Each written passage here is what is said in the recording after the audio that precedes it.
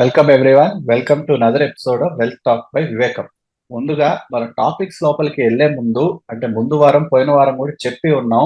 వరంగల్లో 29th and 30th of June మన team రాబోతున్నారు. అంటే మన టీంలో ఆల్మోస్ట్ 4 to 5 పీపుల్ వస్తారు. మీకు ఇండిపెండెంట్ గా 1-on-1 సెషన్ ఇచ్చి మీ యొక్క పోర్ట్ఫోలియో మీ యొక్క స్టాక్స్ గురించి డిస్కస్ చేసే ప్రయత్నం చేసేందుకు definitely they will put their best foot forward. So ఆ స్లాట్ అనేది మీరు కన్ఫర్మ్ చేసుకోవడానికి make sure to get in touch with us. అంటే మాకు వరంగల్ అని 9100009891 కి వాట్సాప్ అన్న చేయండి, లేకపోతే holdings@vivekam.co.in కి ఈమెయిల్ చేస్తే మన టీం నుంచి ఎవరో ఒకళ్ళు రెస్పాండ్ అయ్యి ఆ కన్ఫర్మేషన్ తీసుకుని మీ యొక్క స్లాట్ కన్ఫర్మ్ చేసుకుని మీ దగ్గర ఏమైనా డీటెయిల్స్ కావాలనుకుంటే తీసుకుని దే విల్ గివ్ యూ, అంటే 1-to-1 ఇంటరాక్షన్ లో మీ యొక్క పోర్ట్ఫోలియో మీ యొక్క ఫైనాన్షియల్ పొజిషన్ గురించి కొద్దో గొప్ప అనాలిసిస్ ఇచ్చి కొంచెం ఇన్పుట్స్ ఇచ్చేందుకు ప్రయత్నిస్తారు. So try to make use of it. 29th and 30th of June Saturday Sunday కనుక I'm sure if you are free please make sure to make use of the offering. ఆ తర్వాత ప్రసాద్ గారు, మనం first and foremost ఇవాళ నిన్నో లేకపోతే మనం headlines చూస్తా ఉంటే అంటే retail participation into F and అంటే డెరివేటివ్స్ మార్కెట్ లో చాలా రీటైల్ పార్టిసిపేషన్ పెరుగుతా ఉంది. మన దగ్గర ఒక 10 మంది వచ్చి ఒక లాంగ్ టర్మ్ గురించి అంటున్నారంటే ఒక ఇద్దరు ముగ్గురన్నా వచ్చి మీరు డెరివేటివ్స్ చేయరా, లేకపోతే డెరివేటివ్స్ గురించి చెప్పరా, ఆప్షన్స్ గురించి చెప్పరా అంటే ఈ స్పెక్యులేషన్ గురించి చాలా ఇంట్రెస్ట్ చూపిస్తా ఉన్నారు. అన్ఫార్చునేట్లీ చాలా రాంగ్ కైండ్ ఆఫ్ అటెన్షన్ వస్తా ఉంది for people who are unaware. చాలా పోగొట్టుకుంటున్నారు, చాలా నష్టాలు చూస్తా ఉన్నారు. ఆ తర్వాత మన దగ్గరకు వస్తా ఉన్నారు, మనం చూస్తా ఉన్నాం. కాబట్టి స్పెసిఫిక్ గా ఇప్పుడు వచ్చేసి రీసెంట్ గా స్పెక్యులేషన్ ఏంటి అంటే అబౌట్ దట్ ఈ ఎఫ్ అండ్ ట్రాన్సాక్షన్ ని అంటే టాక్సేషన్ అనేది ఒకప్పుడేమో బిజినెస్ ఇన్కమ్ లా ట్రీట్ చేసింది, మేబీ స్పెక్యులేటివ్ ఇన్కమ్ లా ట్రీట్ చేస్తారేమో అని వచ్చే బడ్జెట్ లో ఒక కైండ్ ఆఫ్ రూమర్ మిల్ జరుగుతా ఉంది. అది గనుక చేస్తే it will definitely impact many one. ఎందుకంటే బిజినెస్ ఇన్కమ్ లా డిక్లేర్ చేసుకునే వాళ్ళు వాళ్ళు ఎఫ్ఎన్ఓ లో ప్రాఫిట్ వస్తే ఏదో వేరే బిజినెస్ లాస్ ని కాస్త ఆఫ్సెట్ చేసుకునే పని. అదే కాకుండా వారి యొక్క ట్యాక్స్ స్లాబ్ కి ఎఫెక్ట్ అవుతూ ఉండేది. అంటే 5% కానీ 20% ఎంత ట్యాక్స్ స్లాబ్ ఉంటే అంతలో ఉండేది. బట్ స్పెక్యులేటివ్ ఇన్కమ్ అంటే అదేదో క్రిప్టో లాగో లేకపోతే లాటరీ లాగా డైరెక్ట్ గా 30% పడే అవకాశం ఉంటది. So first and foremost maybe few points about this kind of derivative market and taxation. అంటే ఇప్పుడు కూడా మనకి మార్కెట్లో వచ్చినటువంటిది సెబీ కానీ ప్రభుత్వానికి ఉన్నటువంటి మెయిన్ కన్సర్న్ ఏముంటుందంటే ఇంటిగ్రిటీ ఆఫ్ ద మార్కెట్ అంటాం. అంటే నీకు నాకు లాభం అవడానికి మా గవర్నమెంట్ పనిచేయదు, నష్టం తెప్పించడానికి కూడా పనిచేయదు. కానీ గవర్నమెంట్ చేసే పని ఏంటంటే అంటే ఏమాత్రం ఆలోచన లేకుండా కేవలం ఎక్సైట్మెంట్ కోసం చేసేవాళ్ళు, అంటే తలా తోక లేకుండా కొనటం అమ్మటం చేసుకునేటువంటి ట్రేడర్స్ కనుక ఎక్కువ మంది పెరిగితే, అంటే బేసిక్ ఫండమెంటల్ నాలెడ్జ్ లేకుండా కనుక చేసేవాళ్ళు ఎక్కువైపోతే మార్కెట్లో రేటు పెరగటానికి రూమర్సే కారణం అవుతాయి, రేట్లు తగ్గటానికి రూమర్సే కారణం అవుతాయి. అప్పుడు ఆ రూమర్స్ పుట్టించే వాళ్ళకి బోలెడంత మంది, అంటే కరెక్ట్గా చెప్పాలంటే గొర్రెలు దొరుకుతాయి. వీళ్ళందరినీ కోసుకు తినొచ్చని వీళ్ళందరూ కూడా ఏం చేయబోతారంటే ఖచ్చితంగా కూడా రాంగ్ రూమర్స్ పుట్టించడం, లేని ఆశలు మనసులో పుట్టించడం, మీ అందరి చేత కొనిపించడం, కొనుక్కున్న తర్వాత వాళ్ళు అమ్మేసుకోవడం చేస్తూ ఉంటారు. ఎందుకంటే ప్రధానంగా ప్రతి ఒక్క ఇన్వెస్టర్ మనసులో గుర్తుపెట్టుకోవాల్సింది ఏంటంటే జీరో సమ్ గేమ్ అని ఒక కాన్సెప్ట్ ఉంది. అదేంటంటే ఎప్పుడైనా డెరివేటివ్స్లో కనుక మీరు ట్రేడింగ్ చేస్తే మీకు వచ్చిన లాస్ మొత్తము కూడా ఎవరో ఒకరికి లాభంగా ఉండి తీరుతుంది. మళ్ళీ చెప్తున్నాను, ఎవరైతే డెరివేటివ్స్లో కానీ ఆప్షన్స్లో ఫ్యూచర్స్లో ట్రేడింగ్ చేస్తారో అందులో మీకు వచ్చిన లాభం 100% ఎవరో ఒకరికి లాభంగా వెళ్ళిపోయి ఉంటుంది. ఒకళ్ళకి కానీ ఇద్దరు కానీ అందరు కలిపి కానీ. కానీ అదే కనుక ఈక్విటీ మార్కెట్లో కనుక మీరు ఇన్వెస్ట్ చేసుకున్నట్లయితే అలా ఉండదు. అంటే మీకు వచ్చిన లాసు లేదా మీకు వచ్చిన లాభం ఇంకొకరికి నష్టం అవ్వకర్లా, మీ అందరికీ కలిపి కూడా పెరగచ్చు. ఎందుకు అంటే డెరివేటివ్స్ అనేది ఫైనైట్ టైం పీరియడ్. అంటే ఒక రోజున స్టార్ట్ అవుతాయి, ఒక రోజుకి ఎండ్ అయిపోతాయి. ఆ కాలం మధ్యలో ట్రేడింగ్ చేసిన వాళ్ళందరూ లాభ నష్టాలు కనుక కూడితే జీరో అయిపోతుంది. అందుకే జీరో సమ్ గేమ్ అంటారు. ఈక్విటీస్లో మాత్రం ఎప్పుడో పుట్టిన కంపెనీలు ఇప్పటికీ ఉన్నాయి, ఎప్పటికీ ఉంటాయి. మనం కూడా ఎప్పుడైనా కొనుక్కోవచ్చు, ఎప్పుడైనా అమ్ముకోవచ్చు. అంటే స్టార్టింగ్ ఎండింగ్ పాయింట్ ఒకటి లేనప్పుడు ఏం జరుగుతుందంటే మనం 10లో కొనుక్కుని 15లో అమ్మితే మనకు లాభం. కానీ మనం ఏమనుకుంటాం, 10లో అమ్మిన వాళ్ళకి నష్టం అనుకుంటాం. అతను 10లోనే కొనుక్కుంటే 10లో అమ్ముకుంటే అతనికి ఏమీ నష్టం రాలేదు. కాబట్టి లాభం వచ్చే వాళ్ళందరికీ కూడా నష్టం ఇంకొకళ్ళకు ఉండే అవకాశం ఈక్విటీస్లో ఉండదు, అదే డెరివేటివ్స్లో అయితే ఉంటుంది. అందువలన మనల్ని అంటే ఎవరైతే ఇండివిజువల్ ఇన్వెస్టర్స్ కొద్ది గొప్ప టెంప్టేషన్స్కి లోన్ అవుతారో వాళ్ళని మోసం చేయడానికి పెద్ద ఇన్సెంటివ్ ఉంది. దాని మూలంగా దాదాపుగా 95% ఆఫ్ ది ఇన్వెస్టర్స్ ఎప్పుడు లాస్ పోతున్నారో అని అందరూ సెబీ చెప్పటం, స్టాట్యూటరీగా వార్నింగ్ ఇవ్వటం, ప్రతి బ్రోకరు కూడా మిమ్మల్ని కాషన్ చేయటం జరుగుతూనే ఉంది. కానీ బిహైండ్ ద సీన్ మళ్ళీ బ్రోకరేజ్లో ఉన్న వాళ్ళు ఎక్కువ మంది ఏం చేస్తారు, మిమ్మల్ని స్పెక్యులేషన్కి ఎంకరేజ్ చేస్తారు. ఎందుకు అంటే మీరు ఎక్కువ ట్రాన్సాక్షన్ చేస్తే వాళ్ళకి ఎక్కువ ఇన్కమ్. ఎప్పుడూ కూడా ఒక ఇన్సెంటివ్ అంటే బ్యాడ్ ఇన్సెంటివ్ కనుక బ్రోకర్స్కి ఏర్పడినట్లయితే, అంటే క్లయింట్స్ని ఎంకరేజ్ చేసి ట్రేడింగ్ చేస్తే నాకు ఇన్కమ్ వస్తుంది చేసినట్లయితే వాళ్ళు మీ గురించి ఆలోచించకుండా వాళ్ళ పాకెట్ గురించి ఆలోచించినట్లు అవుతుంది. అందువల్ల అటువంటి దానికి మనం దూరంగా ఉండటానికి ప్రయత్నించాలి. ఒకవేళ మీరు దూరంగా ఉండటానికి ప్రయత్నం చేయలేకపోతే ప్రభుత్వం ఇప్పుడు పూనుకుని ఏం చేస్తుంది, మిమ్మల్ని విపరీతమైన ఇబ్బందులకు గురి చేయడానికి తయారవుతుంది. అంటే కరెక్ట్గా చెప్పాలంటే cigarette smoking is injurious to health లాగా speculative trading is injurious to health అని కాషన్లు ఇవ్వడమే కాకుండా ఇప్పుడు పెనాల్టీ అంటే లిక్కరు ఆల్కహాల్ మీద రేట్ ఎట్టయితే పెంచుకుంటా పోతారో బ్యాడ్ హ్యాబిట్స్ అని దీని మీద కూడా క్రిప్టో కరెన్సీ లాగా అంతా స్పెక్యులేషన్ ఇన్కమ్ లాగా డిక్లేర్ చేస్తామంటాం.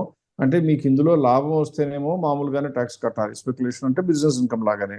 కానీ మీకు లాస్ వచ్చింది అనుకోండి ఇందులో, ఒకవేళ మీ పోర్ట్ఫోలియోలో లాభం ఉంటే అంతకుముందు అయితే ఈ రెండు సెట్ ఆఫ్ చేసుకునేవాళ్ళు. అంటే డెరివేటివ్స్లో వచ్చిన నష్టం దీంతో సెట్ ఆఫ్ చేసి మీరు ట్యాక్స్ కట్టకుండా తప్పించుకునేవాళ్ళు. ఇప్పుడు ఏం చేస్తారు, మీకు డెరివేటివ్స్లో నష్టం వస్తే ఆ నష్టాన్ని ఫ్యూచర్ ఇయర్స్లో ఎప్పుడన్నా డెరివేటివ్స్లో లాభం సంపాదిస్తే అప్పుడు అడ్జస్ట్ చేదురు కానీ ఆ లాస్ నేను పట్టించుకోను, ఇక్కడ మీకు ఈక్విటీస్ వచ్చిన లాభం మీద మళ్ళీ ట్యాక్స్ కట్టండి అంటారు. అప్పుడు మీరందరికీ కూడా అంటే రెండు చోట్ల ఉండి కొద్దో గొప్ప కిక్ కోసం చేస్తాననుకునే వాళ్ళకి భరించలేనంత భారం వస్తుంది. దీని మూలంగా వచ్చే నష్టం ఏమిటి అని చూస్తే మార్కెట్లో లిక్విడిటీ తగ్గుతుంది. లిక్విడిటీ తగ్గుతుంది అంటే జరిగేటువంటిది మార్కెట్లో అందరికీ తెలుసు, ఎక్స్చేంజెస్ కూడా ఇన్కమ్ తగ్గుతుంది కాబట్టి కొద్ది గొప్ప మెజర్మెంట్ చేస్తారు. డ్రాస్టిక్ మెజర్స్ వస్తాయని అయితే భయపడక్కర్లేదు, కానీ ఖచ్చితంగా ఆ దిశగా మాత్రం ఈ బడ్జెట్లో చర్యలు ఉండే అవకాశం బాగా ఉంది.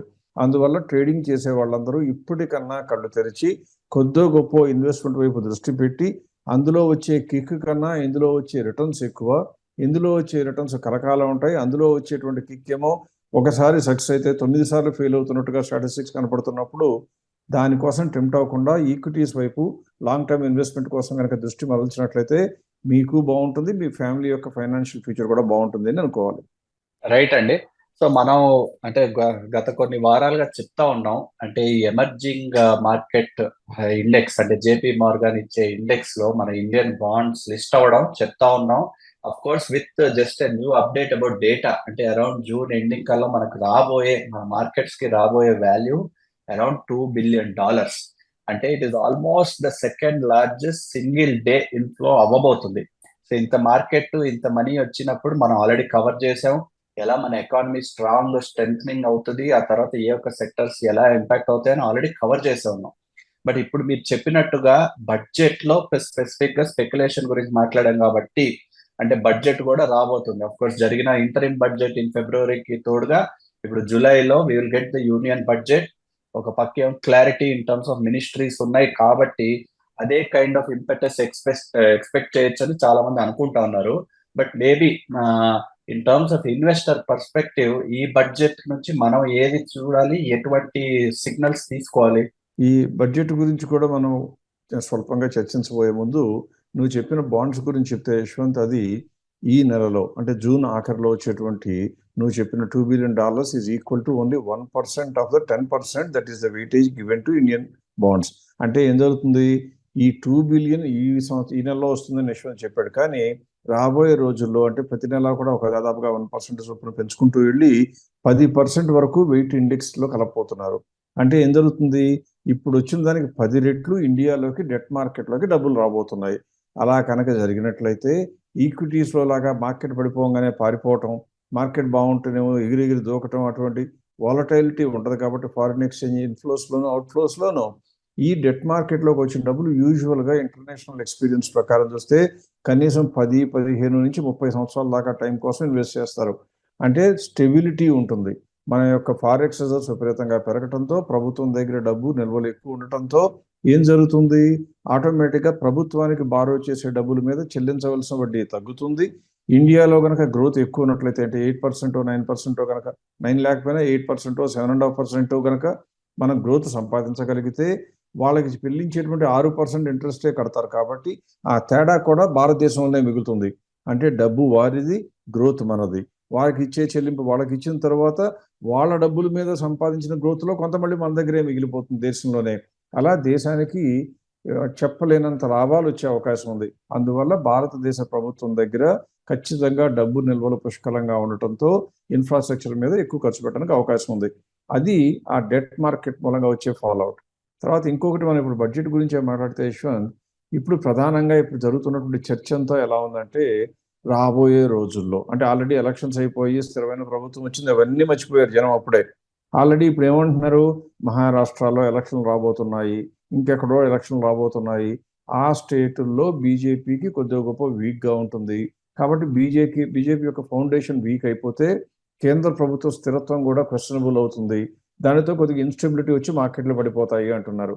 వీళ్ళు ఇవన్నీ చెప్తున్నారు, కానీ వాళ్ళు చెప్పనిది ఏంటంటే ఈ పరిణామాలు జరగటం మూలంగా ఒకవేళ అనుకున్నట్లుగా మహారాష్ట్రలోనో ఇంకొక 2-3 స్టేట్లోనో బీజేపీ బాగా పెర్ఫామ్ చేయకపోతే మన క్యాపిటల్ మార్కెట్లో, ఈక్విటీ మార్కెట్లో ఉన్న కంపెనీల యొక్క పనితీరు ఏదైనా ప్రభావితం అవుతుందా అంటే అందరూ అదేం కాదండి అంటారు. కానీ వాళ్ళు ఏంటి, ఇవాళ కొనుక్కోవాలంటే మార్కెట్లు హెచ్చు స్థాయిలో ఉన్నాయి కాబట్టి భయపడుతున్నాం, అలా తగ్గితే కొనుక్కుందాం అంటారు. ఇది విపరీతమైన ఆశావహ దృక్పథం అన్నిటికన్నా ముందు ఎట్టి పరిస్థితుల్లో సమర్థనీయం కాదు. మనం కొనుక్కునే కంపెనీలకు లాభాలు తగ్గకపోతే భయపడకూడదు అనేది మనం వివేకం చెప్పేటువంటి సిద్ధాంతం. కాబట్టి పాలిటిక్స్లో ఏం జరుగుతుంది, దాని ప్రకారం బీజేపీ వీక్ అయితే, దాని ప్రకారం మార్కెట్ పడిపోతే అప్పుడు దాకా ఆగుతాను అంటే అది తెలివి తక్కువ వాళ్ళు మాత్రమే చేయవలసినటువంటి ఆలోచన. సో దయచేసి మన వ్యూవర్స్ ఎవరైనా కనుక అటువంటి ఆలోచనలు ఉంటే ఆ కంగారు పడనవసరం లేదు. ఎందుకంటే ఫౌండేషన్స్ చాలా స్ట్రాంగ్గా ఉన్నప్పుడు ప్రభుత్వంలో ఉన్న పెద్దలు ఎవరైనా కానీ ఈ 5 సంవత్సరాలకు ఎలాగో ఇబ్బంది లేదు వీళ్ళకి. టెంపరీగా సెట్ బ్యాక్ వస్తే వాళ్ళు ఆటోమేటిక్గా కరెక్ట్ చేసుకుని ఏం చేస్తారు, ప్రజలకి చేరువవటానికి ఏది అవసరమో అది చేస్తారు. ఇప్పుడు ప్రజలకు అవసరం అవుతాము అంటే ఎక్కువ మంది బడ్జెట్ గురించి ఊహిస్తున్నది ఏంటంటే ప్రస్తుతం కొద్దిగా గొప్ప ఇన్కమ్ ట్యాక్స్ స్లాబులు పెంచుతారని, అలాగే పన్ను రేట్లు కొద్దిగా తగ్గిస్తారని. ఎందుకంటే కార్పొరేట్ ఇండియాకి ఏమో 25%, కొన్ని చోట్ల 22% ఉండటం ఏమిటి, ఇండివిజువల్స్కి ఏమో 30, 35, 40% కూడా వేయటం అని చెప్తున్నారు. ఇక్కడ మనం గమనించాల్సింది ఏంటంటే ఇండియాలో ప్రభుత్వం యొక్క ప్రాధాన్యాల్లో పాపులేషన్ ఎక్కువ ఉంది కాబట్టి వెల్ఫేరు కావాలి, అలాగే గ్రోత్ ఉండాలి. ఇక్కడ కొన్ని స్టాటిస్టిక్స్ మనం ఖచ్చితంగా అవసరం అవుతాయి కాబట్టి మనం చర్చించాలి. అదేంటంటే ఇండియాలో ఒకప్పుడు 7%, 8% మాత్రమే జీడిపిలో ట్యాక్స్ రెవెన్యూ ఉండేది. అది నెమ్మదిగా పెరుగుతూ వచ్చి ఇప్పుడు 12% వరకు, 11.7% వరకు చేరుకుంది ఇండియాలో. ఎందువలన, జిఎస్టీ లాంటి ట్యాక్స్ రావటం మూలంగా ట్యాక్స్ కలెక్షన్ కాంప్లైన్స్ పెరగటంతో. అలాగే ఇదే సమయంలో స్టేట్లో కూడా చూస్తే, అంటే సెంట్రల్ గవర్నమెంట్కి ఎంత వస్తుంటే స్టేట్లో ఎంత వస్తుంది, దాదాపుగా 6.9 or 7% వస్తుంది. అంటే రెండు కలిపి చూసినట్లయితే దాదాపుగా ఇప్పుడు 18.7% వరకు కూడా జీడిపిలో ప్రభుత్వానికి వచ్చేటువంటి ఆదాయం పెరుగుతుంది. ఇప్పుడు మీరు ఎందుకు నేను ఇది చెప్పానో తెలుసుకోవాలి అంటే, ఎప్పుడైతే డెట్ మార్కెట్లోకి ఇండియాలోకి డబ్బులు వస్తాయో యూజువల్గా 1,00,000 కోట్లు, ప్రస్తుతం $2 బిలియన్ అని యశ్వంత్ చెప్పాడు, దానికి 10 రెట్లు వస్తాయి అని చెప్తున్నాను ఈ సంవత్సరం లోపల. అంటే ఎంత రావాలి, ఇప్పుడు వచ్చినటువంటి 17,000 కోట్లకు బదులుగా 1,70,000 కోట్లు రావాలి. 1,70,000 కోట్లు కనుక వచ్చినట్లయితే దానికి 6 రెట్లు మనీ సప్లై పెరుగుతుందని ఇప్పుడు మనకు తెలుసు. అంటే ఏమొస్తుంది, దాదాపుగా 17 లక్షల కోట్లు వచ్చినాయి అనుకోండి, 17 లక్షల కోట్ల మీద ఇంకా 6 రెట్లు వేస్తే దాదాపుగా 1,00,000 కోట్లు విపరీతంగా పెరిగిపోతుంది. 1,00,00,000 కోట్ల వరకు కూడా మనీ సప్లై పెరుగుతుంది. అందులో ప్రభుత్వానికి మళ్ళీ 18% జిఎస్టీ రాగా వస్తుంది. అంటే ట్యాక్స్ రెవెన్యూ విపరీతంగా పెరిగిపోతుంది. కాబట్టి ఆటోమేటిక్గా గవర్నమెంట్ దగ్గర డబ్బులు ఎక్కువ ఉంటే చేసే పని ఏమిటి అంటే, ఎప్పుడైతే ట్యాక్స్ పేయర్స్ పెరుగుతూ ఉంటారో వాళ్ళ డిమాండ్స్ పెరుగుతాయి. ఇంటర్నేషనల్ ఫినామినా ఏంటంటే 15% కనుక పెరిగినట్లయితే పావర్టీలో నుంచి ఎక్కువ పాపులేషన్ బయటకు రావడానికి మార్గాలు ఉన్నాయని వరల్డ్ బ్యాంక్ కానివ్వండి, ఎకనామిక్స్ చెప్పింది. కాబట్టి అలా పావర్టీలోంచి బయటకు వచ్చిన వాళ్ళు ఇన్ఫ్రాస్ట్రక్చర్ మీద డిమాండ్ పెడతారు, హెల్త్ సర్వీసెస్ మీద డిమాండ్ పెడతారు, ఎడ్యుకేషన్ మీద డిమాండ్ పెడతారు. అంటే ఎక్కువ మంది అడుగుతారు. కాబట్టి ప్రజలని సంతృప్తి పరచాలి అంటే అప్పుడులాగా, అంతకు ముందులాగా తాయిలాలు ఇస్తాను, మీకు తినడానికి ఫుడ్ ఇస్తానంటే తృప్తి పడరు. కాబట్టి ఇప్పుడు ఏం చేయాలి, ప్రభుత్వం తన ప్రాధాన్యాలను ఖచ్చితంగా పునర్నిర్వచించాలి. దానివల్ల ఎడ్యుకేషన్ మీద, అలాగే ఇన్ఫ్రాస్ట్రక్చర్ మీద, హెల్త్ సర్వీసెస్ మీద ఖచ్చితంగా ఫోకస్ పెట్టాలి. అందువల్ల మీ బడ్జెట్లో మనం చూడబోయేది ఏంటంటే గ్యారంటీగా ఎంప్లాయీస్కి కొద్దిగా గొప్ప కన్సెషన్ రావడం ఖాయంగానే కనపడుతుంది. At the same time welfare గురించి ఖర్చు పెట్టాలంటే 2 మార్గాల్లో చేయొచ్చు. ఒకటి, తినటానికి ఇంత తీసుకోండి తినండి అని చెప్పడం. రెండవది అంటే వాళ్ళ దగ్గర నుంచి ఏమీ ఆశించకుండా ఊరికే ఫ్రీగా ఇవ్వటం ఒక మార్గం. రెండవది మీకు పని కల్పిస్తాను, ఆ పని ద్వారా మీకు మెరుగైన సంపాదన ఇస్తాను, దానితో మీ జీవన ప్రమాణాలు పెరుగుతాయని చెప్పడం రెండవది. ఈ సెక్టర్లోనే ప్రస్తుతం అదృష్టవశాత్తు కేంద్ర ప్రభుత్వం చేసే చర్యలు చాలా బ్రహ్మాండంగా ఉన్నాయని చెప్పాలి. నేను ఎప్పుడన్నా ఈ మాట చెప్తే మోడీ సపోర్టు, బీజేపీ సపోర్ట్ అంటారు. మోడీయో ఇంకో మోడీయో మనకు సంబంధం లేదు. మనకే కావాల్సింది మన దేశంలో మన యొక్క ప్రగతి కోసం ప్రభుత్వం పనిచేస్తుంటే మెచ్చుకోవాలి. ఒకవేళ కనుక మనకు అందిన అంచనాల ప్రకారం సరిగ్గా పని చేయకపోతే తోలనాడాలి. అంతేగాని ఇండివిజువల్గా ఎవరికి ప్రిఫరెన్స్ ఇవ్వడం అనేది వివేకం చేయదు. ఇకపోతే ఇప్పుడు ఎందుకు చెప్తున్నానంటే, రోడ్లు వేస్తే వచ్చే లాభం ఏంటి అంటారు. ఒక స్టాటిస్టిక్స్ ప్రకారం చూస్తే మ్యాక్సిమం జనరేషన్ ఆఫ్ ఎంప్లాయ్మెంట్ అంటే ప్రభుత్వం పెట్టే ఖర్చు దేని మీద పెడితే ఎక్కువ మందికి ఎంప్లాయ్మెంట్ వస్తుందా అని చూస్తే ఫస్ట్ కన్స్ట్రక్షన్ రోడ్లో, రెండవది హౌసింగ్లో. ఇప్పుడు 3 కోట్ల ఇళ్ళు ఎక్కువ కడతానన్నారు కాబట్టి దానిలో విపరీతంగా ఎంప్లాయ్మెంట్ జనరేట్ అవుతుంది రాబోయేటువంటి 5 yearsలో. అలాగే రోడ్స్ ఎక్కువ వేయాలి అంటే ప్రభుత్వం దగ్గర డబ్బు కావాలి. ఇప్పుడు ఆల్రెడీ మనం అనుకున్న బోల్డ్ అంత లాంగ్ టర్మ్ మనీ ఇండియాలోకి వస్తుంది కాబట్టి డబ్బు ఉంటుంది.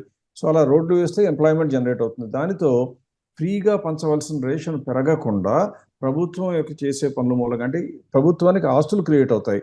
దాని ద్వారా ప్రజలకు ఎంప్లాయ్మెంట్ జనరేట్ అవుతుంది. దాని ద్వారా జీవన ప్రమాణాలు పెరుగుతాయి. అంటే సగటు జీవి ట్యాక్స్ పే చేసే వాళ్ళకన్నా కూడా ట్యాక్స్ పరిధిలోకి రాని వాళ్ళకి ఇన్కమ్ పెరుగుతుంది. అది కనుక జరిగితే ఎకనామిక్ అన్రెస్ట్, సోషల్ అన్రెస్ట్ కూడా రాదు. అంటే విప్లవాలు రావు ఎప్పుడు కూడా. అందువల్ల ఈ ప్రభుత్వం చేస్తున్న ప్రాధాన్యాల ప్రకారం ఇన్ఫ్రాస్ట్రక్చర్ మీద, హెల్త్ మీద, ఎడ్యుకేషన్ మీద ఖచ్చితంగా ఖర్చు పెడతారు. ఇలా ఖర్చు చేసినప్పుడు దేశ ప్రగతి ఉంటుంది. కొద్దో గొప్ప అందరికీ ఆశించినటువంటి కన్సెషన్లు కూడా వచ్చే అవకాశం ఉంది. సో ఈ బడ్జెట్లో మనం ఆశించదగింది ఏమిటి అంటే ఎక్స్ట్రా సంక్షేమాలకు ఇచ్చే అవకాశాలు తక్కువ ఉంటాయి. At the same time salary కట్టే వాళ్ళకి కొద్దో గొప్ప కన్సెషన్ ఇస్తారు. ఎందుకు అంటే వాళ్ళ యొక్క కాస్ట్ ఆఫ్ లివింగ్ పెరిగింది కాబట్టి వాళ్ళకి కొద్దిగా వెసులుబాటు రావాలి.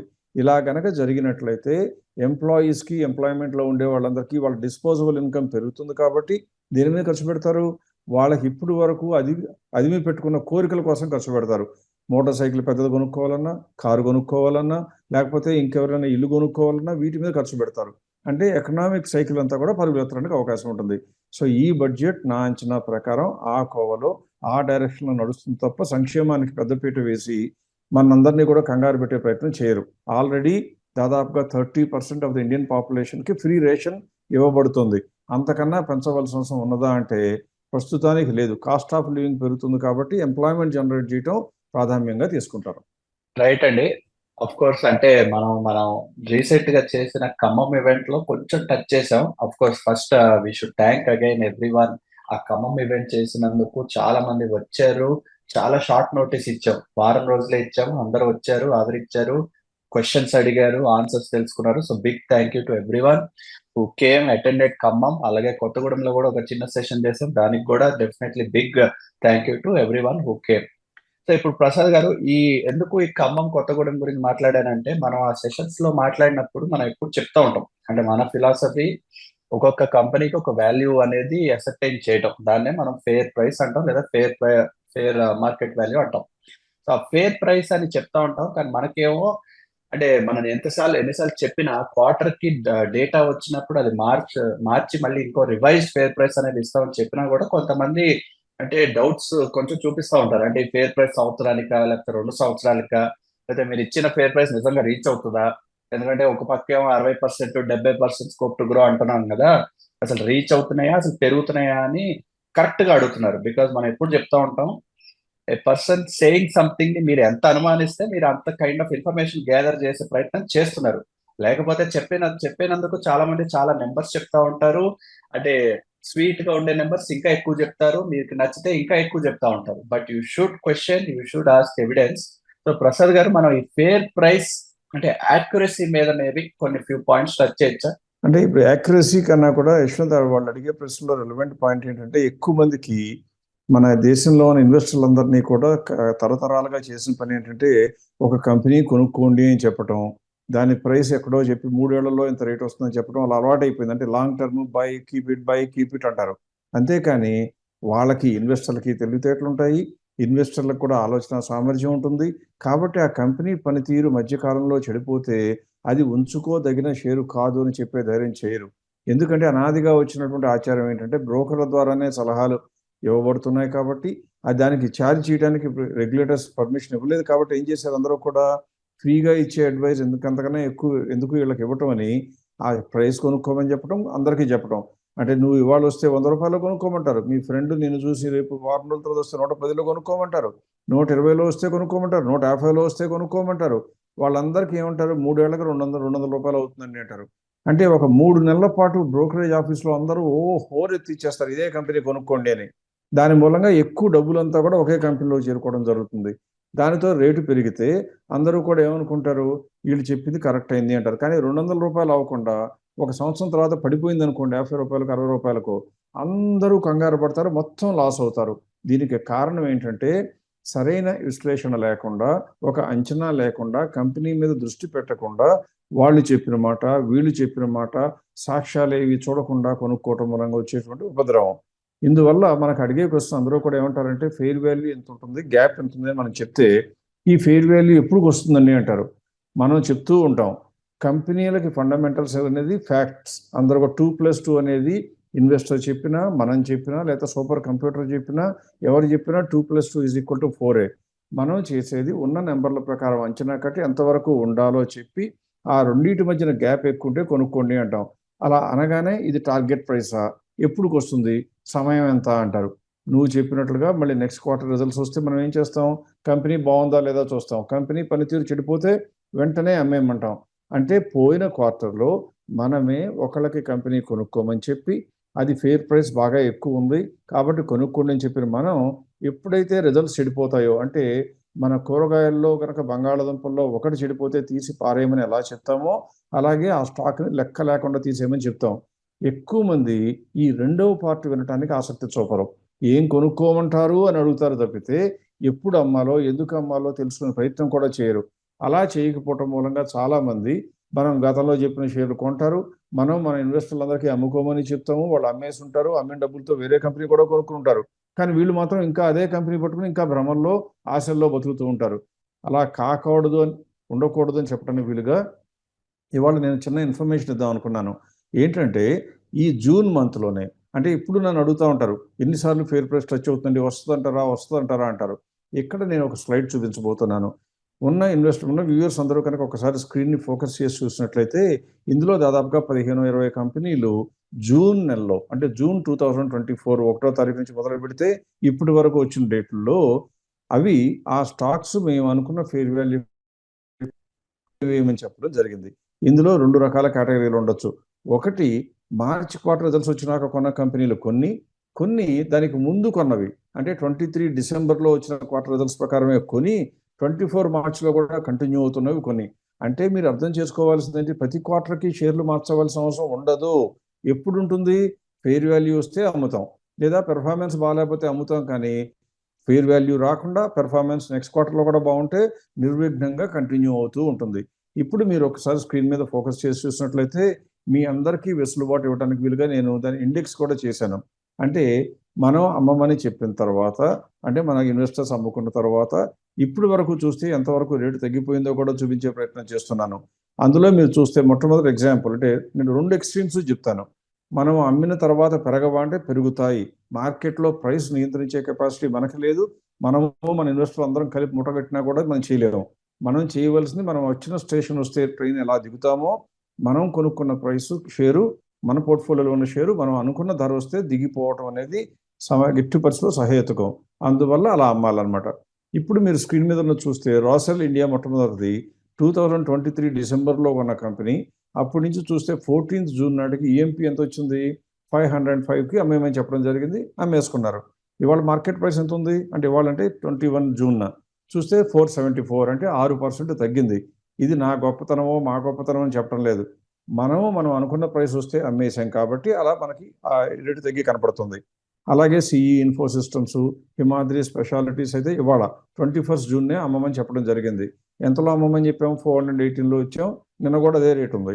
ఇప్పుడు 393, అంటే ఒక 6% తగ్గింది. అలాగే టీఆర్ఐఎల్ చూసినట్లయితే మనం 819లో అమ్మమని చెప్పడం, అది కొద్దిగా తగ్గటం, అంటే దాదాపుగా 4% పడిపోయినట్టు కనపడుతుంది. కానీ ఈ లిస్టులో అడుగున ఉన్న కంపెనీలు చూస్తే 2 కంపెనీలు మనం అమ్మమని చెప్పిన తర్వాత అమ్మిన తర్వాత రేట్లు పెరిగాయి 10 to 11% కూడా. లాస్ట్ కంపెనీ కన్నా ముందు సెకండ్ కంపెనీ చూద్దాం కింద నుంచి. భారత్ 4G కనుక చూస్తే 8th June మన ఫేర్ ప్రైస్ 1600 రూపీస్ రాగానే అమ్మమని చెప్పటం, అది అమ్మితే 1600లో 1767కి వెళ్ళిందంటే 10% 11% వరకు పెరిగింది. ఇది చూసి చాలా మంది ఇన్వెస్టర్లు కంగారు పడేది ఏంటంటే, మీరు కొద్దిగా త్వరగా అమ్మమని చెప్తున్నారు సార్, ఫుల్ స్టీమ్ అంతా మాకు రావటం లేదు, మనం బెనిఫిట్ పొందమేమో అంటారు. ఇక్కడ మీరు గమనించాల్సింది ఏంటంటే, మన స్టేషన్ వచ్చినప్పుడు దిగటం అనేది మనం చేయవలసిన పని. ఆ తర్వాత ట్రైన్ ఎక్కడికి వెళ్తుందో, ఆ వెళ్ళిన వాళ్ళందరికీ ఏదైనా బెనిఫిట్స్ వచ్చినాయో మనకు అనవసరం. మనకు అంచనా ప్రకారం మార్కెట్లోకి రావాలి, అంచనాతోటే మార్కెట్లో ఉండాలి, అంచనా నెరవేరినప్పుడు ఆటోమేటిక్గా దానిలో నుంచి నిష్క్రమించాలి, బయటకు వెళ్ళిపోవాలి.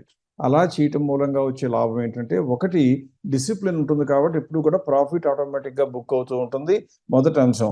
రెండవది, ఇప్పుడు ఎక్కువ మంది ఇన్వెస్టర్ల మైండ్లో ఉండే డౌట్ కూడా క్లారిఫికేషన్ అవ్వడం నా ధర్మం. వాళ్ళందరికీ మనసులో ఏమనుంటుంది, అమ్మితే నష్టపోతున్నాం కదా, పెరిగిపోతుంది, ఉంచుకుంటే బాగుపడే వాళ్ళం కదా అంటారు. మీరు గమనించాల్సింది అంటే, ఇదే కంపెనీని గతంలో మనం తక్కువలో ఉన్నప్పుడు ఐడెంటిఫై చేయగలిగాము, కొనగలిగాము, అది పెరిగిన తర్వాత అమ్ముకోగలిగాము. అంటే అర్థం ఏంటి, మన యొక్క ప్రాసెస్కి కంపెనీలు తక్కువలో ఉన్నప్పుడు ఐడెంటిఫై చేసే కెపాసిటీ ఉంది కాబట్టి, అప్పుడున్న కెపాసిటీ ఇప్పుడు ఎందుకు మాయమైపోతుంది? ఇవాళ కూడా మనకు మంచి కంపెనీలు ఉంటాయి కదా, మంచి కంపెనీలు తక్కువ రేట్లో ఉంటే కొనుక్కుంటే ఈ కంపెనీ పెరిగిపోతుందేమో అని కంగారు పడే బదులు, మీరు కొనుక్కున్న కంపెనీ పెరుగుతుందని ఆలోచించాలి కదా. ఆ ఆలోచన చేయకుండా ఎక్కువ మంది వారి యొక్క విచక్షణ వాడుతూ, మేము అమ్మమని చెప్పినా ఇంకా ఉంచుకుంటామని ట్రై చేయటం, లేకపోతే మాకు చెప్పకుండా అమ్మకపోవటం ఏదో చేస్తూ ఉంటారు.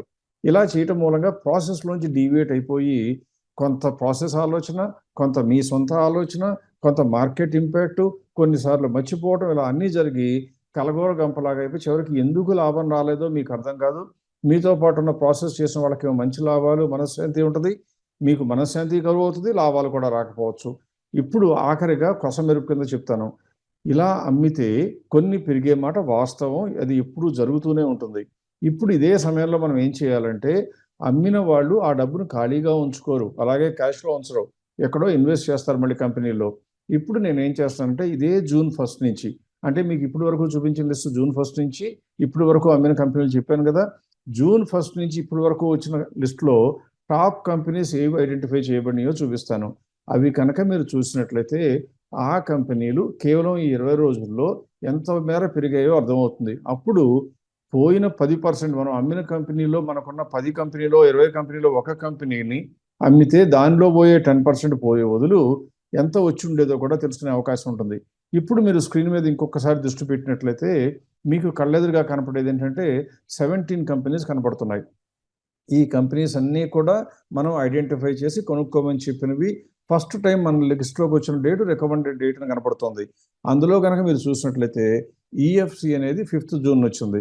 అంటే అది ఎంతవరకు రికమెండ్ చేసాం మనం, 386లో రికమెండ్ చేస్తే ఇప్పటికే అంటే 20 రోజుల్లోనే, ఇంకా కరెక్ట్ చెప్పాలంటే 15 రోజుల్లోనే 618 అయింది. ఎంత పర్సెంటేజ్ పెరిగింది?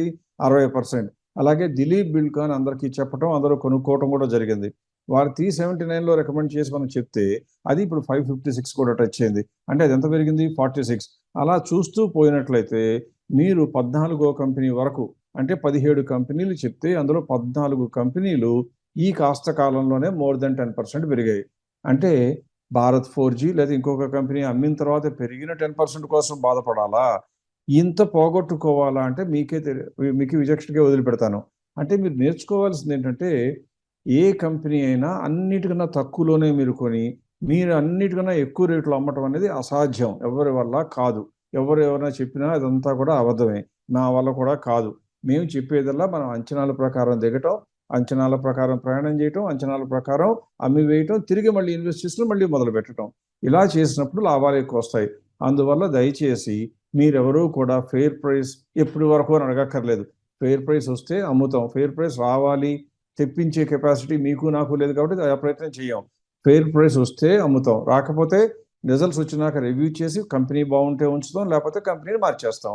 అలా చేస్తూ పోతుంటాం కాబట్టి ఇన్వెస్టర్ల పోర్ట్ఫోలియోలో ఎప్పుడు కూడా మంచి కంపెనీలే ఉండే అవకాశం ఉంటుంది. అందువల్ల ఇన్వెస్టర్లు ఎవరైతే కేవలం కొనమని చెప్పిన మాట గుర్తుపెట్టుకుని దానితోనే నేను ఉంటాను అనుకునే కన్నా కూడా, వాళ్ళు ఎవరితో సమానం అంటే మహాభారత సమయంలో అభిమన్యుడితో సమానం. అంటే తల్లి గర్భంలో ఉన్నప్పుడు ఆ చక్రవ్యూహం గురించి వాళ్ళు మాట్లాడుకోవటం విని, ఆ తర్వాత బయటకు వచ్చిన తర్వాత చక్రవ్యూహంలోకి వెళ్ళిపోయి ఇరుక్కుపోవటం, అది బయటికి వచ్చే మార్గం తెలియక ఎలా అయితే ఆయన చనిపోవటం జరిగిందో, అలాగే ఎవరైనా షేర్ కొనుక్కోవటం తెలిసి అమ్ముకోవటం తెలియకపోతే మీరు సాధించేది కొంత, కోల్పోయేది కొండంత. అందువల్ల ఎట్టి పరిస్థితుల్లో కూడా సిస్టమేటిక్ ఇన్వెస్ట్మెంట్ అంటే కొనటానికి, ఉంచుకోవటానికి, అమ్మటానికి కూడా రూల్స్ ఫాలో అయినప్పుడు మాత్రమే సరైన ఫలితాలు వస్తాయి, మనశ్శాంతి ఉంటుంది. సో ఇవాళ నేను ఈ ప్రజెంటేషన్ ఇవ్వడానికి కారణం ఏంటంటే, ఎక్కువ ఇండస్ట్రీలు కవర్ చేయదలుచుకోలేదు, స్టాక్స్ కవర్ చేయదలుచుకోలేదు. ఎందుకు అంటే రిజల్ట్స్ ఆల్రెడీ వచ్చేసాయి. మార్చి నెలకు సంబంధించిన రిజల్ట్స్ అన్ని కూడా మే ఎండింగ్కి వచ్చేసాయి కాబట్టి ఇప్పుడు కొత్తగా రిజల్ట్స్ పెద్దగా రావు. 1-2 ఇండస్ట్రీలు కవర్ చేసే బదులు మీ అందరికీ, అంటే చిన్న ఇన్వెస్టర్ అయినా, మధ్యతరగతి ఇన్వెస్టర్ అయినా, పెద్ద ఇన్వెస్టర్ అయినా కూడా విధిగా నేర్చుకోవాల్సినటువంటి విషయం గురించి చెప్దామనే ఉద్దేశంతో ఈ ప్రాక్టికల్ కేస్ స్టడీ ఇవ్వడం జరిగింది. మీ అందరికీ ఉపయోగపడుతుందని ఆశిస్తున్నాం. అలాగే రాబోయే రోజుల్లోనైనా మీరు ఒక్క మాటే విని మొత్తం సంపాదిద్దాం అనుకోకుండా కొద్దిగా గొప్ప తెలివిగా వ్యవహరిస్తారని కోరుకుంటూ I want to end this today. Right అండి, విత్ దట్ కంక్లూడ్ చేద్దాం. అఫ్ కోర్స్ కొంచెం లాంగ్ అయినా, అంటే ఈ ఫేర్ ప్రైస్ కాన్సెప్ట్ ఎందుకు అమ్మాలి, అమ్మకపోతే వచ్చే నష్టాలు ఏంటి, అంటే grass is always greener on other side అంటా ఉంటారు. అంటే అనుకుంటా ఉంటాం మనం ఎప్పుడైనా సరే ఫేర్ ప్రైస్ కాదులే, అది అమ్మే బదులుగా కొన్ని రోజులు ఉండనిద్దాం, పెరుగుతుంది, మొమెంటం క్యాప్చర్ చేసి ఫుల్ గా వాడేసుకుని ఆ తర్వాత ఎగ్జిట్ అవుదాం అని అనుకుంటా ఉంటారు. బట్ ఈ థియరీ అనుకున్నట్టుగా ప్రాక్టికల్ గా నో వన్ కెన్ సే ఎంత రేట్ వరకు వెళ్తుంది, ఎంత రేట్ వరకు మళ్ళీ పడిద్దో పెరిగిద్దో. ఆ చెప్పినట్టుగా ప్రసాద్ గారు చెప్పినట్టుగా సగం ప్రాసెస్ ఫాలో అవడం, ఒక పక్క మార్కెట్ ఫాలో అవడం, ఒక పక్క మన యొక్క ఇన్స్టింక్ట్ ఫాలో అవడం, ఇవన్నీ తీసుకుని ఒక పులిహోరలా కలిపేసామంటే డెఫినెట్లీ రిటర్న్స్ కూడా అదే సఫర్ అవుతాయి. So make sure to follow a process, follow set of rules. అప్పుడే మీరు కూడా డిసిప్లిన్ గా అది ఫాలో చేస్తే రిటర్న్స్ దానంతట అది మిమ్మల్ని ఫాలో చేస్తూ ఉంటాయి. So with that, let us conclude this week. Let us meet again next week.